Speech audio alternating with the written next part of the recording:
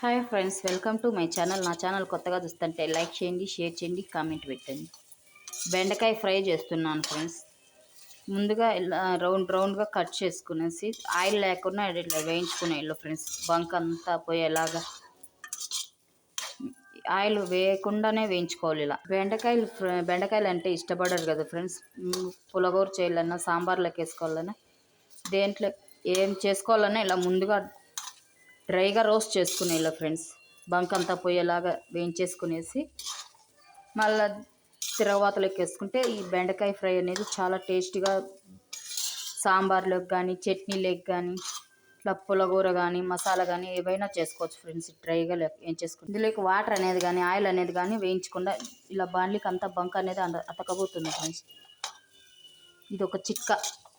బెండకాయ అంటే ఇష్టం లేని వారు కూడా చాలా ఇష్టంగా తింటారు ఇలా చేసి పెట్టినారు. ఇలా చేయడం నాకు మా అత్త నేర్పించారు ఫ్రెండ్స్. దీనిపైన మూత పెట్టకుండా అనేది వేయించుకోవాలి ఫ్రెండ్స్. మూత పెట్టకుండా వేయించుకోవాలి. మూత పెట్టినామంటే వాటర్ పడుతుంది కాబట్టి బంక్ ఎక్కువ అయిపోతుంది, జిగురుతనం ఎక్కువ వస్తుంది మూత పెట్టడం వల్ల. మూత పెట్టకుండా ఇలా వేయించుకోవాలి.